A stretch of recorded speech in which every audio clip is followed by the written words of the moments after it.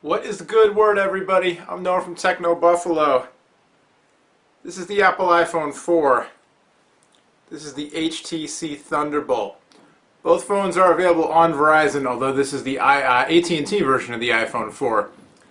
The Thunderbolt is the biggest, baddest new kid on the block. It's got LTE, it's got an 8 megapixel camera on the back, a 1.3 megapixel camera on the front, it's got Android, it's got HTC Sense, it's got a kickstand.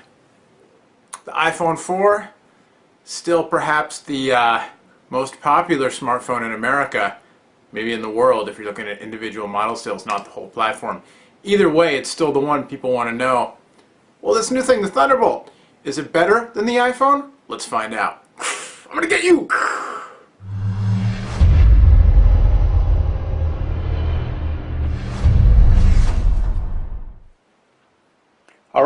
Alright, so on the left, it's the Thunderbolt. The HTC Thunderbolt for Verizon, Verizon's first LTE smartphone. On the right, the iPhone 4. Like I said, this is the AT&T version, not the Verizon version. Not a whole lot of difference for the purposes of this video. Thunderbolt, just announced. It'll be available, well, it is available now, March 17th, sorry. It is $249.99 on contract after rebate, although already some online deals a little cheaper than that. iPhone 4 has been out for a while now for both AT&T and Verizon, and $199 or $299 after contract, depending on how much memory you want in the device. And so speaking of that, right off the bat, we'll say that the Thunderbolt has 8 gigs of internal storage built in. It comes with a 32 gigabyte micro SD card pre-installed, so essentially you've got 40 gigs of internal storage. Micro SD cards generally not quite as fast as internal flash storage, but still you've got 40 gigs of storage space, or a little bit less formatted.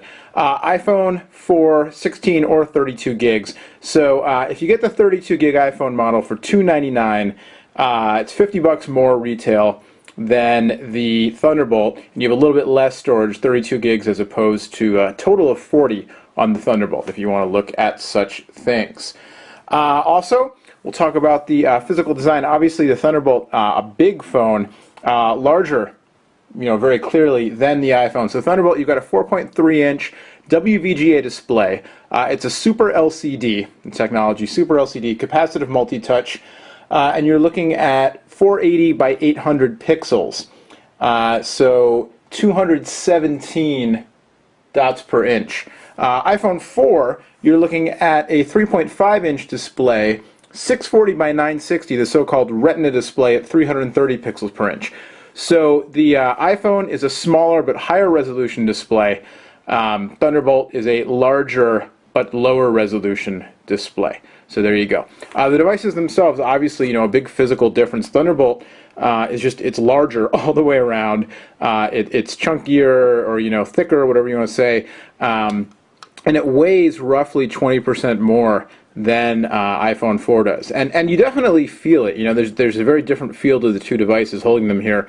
Again, you get a larger display, and so if you want more physical room, a little bit easier to type on, that kind of thing, you get that on Thunderbolt. iPhone, I'm not personally a huge fan of the iPhone 4 design. That's all subjective. I like the old iPhone design better myself, but a couple of things right off the bat. You've got the Android design here with the 4 capacitive touch buttons on the bottom of the Thunderbolt. iPhone's got the single home button.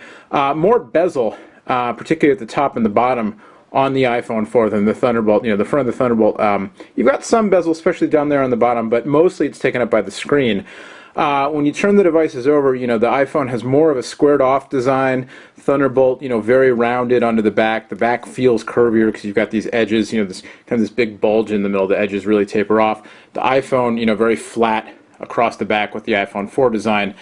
Overall, the iPhone is more pocketable, both in terms of footprint and thickness, and it weighs less. But both devices solidly built. I kind of like the curved edges of the Thunderbolt, a little bit easier to hold in the hand. I like the way they feel better than the more kind of sharp edges of the iPhone 4, but not a big deal. I don't think many people are really going to care about that kind of stuff. It's really just the overall size of the device. Both devices have a front-facing camera.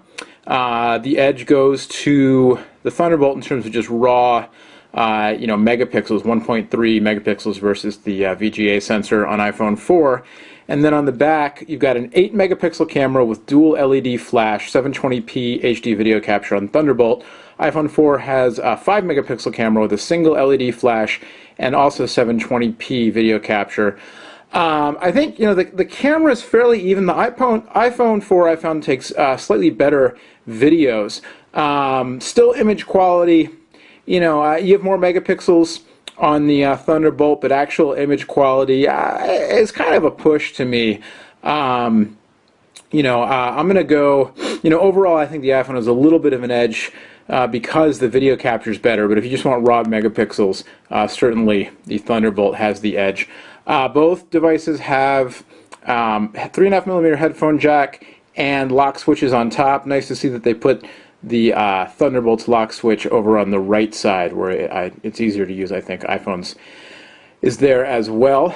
On the right spine of the phone, Thunderbolt has the rocker switch on the right side. iPhone has nothing. You've got that SIM card slot there, but that's about it. On the bottom, both devices have a microphone. The iPhone, of course, has the Apple iPod connector.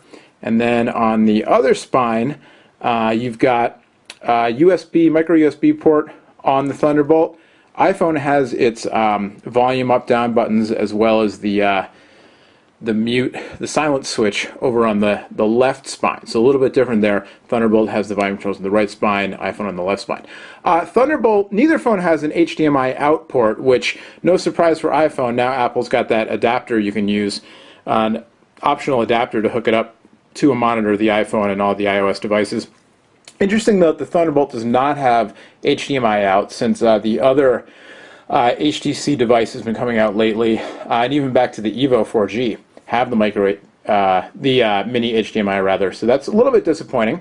Maybe a deal breaker for some people, because the HDMI out on some of these new devices is kind of handy if you're hooking this up to a big screen monitor or what have you. And then of course the Thunderbolt has the kickstand, which iPhone does not, and it's nice. It's solid. It's got a nice snap to it. It stays in place, and you can prop your device up for viewing. iPad you can prop up. Well, no, you can't. So there you go. iPad. I just call it iPad. iPhone. When you get into the using the devices themselves, pardon the pun, but it really is apples and oranges here. It's Android 2.2. It's iOS version 4 right now, and HTC Sense on the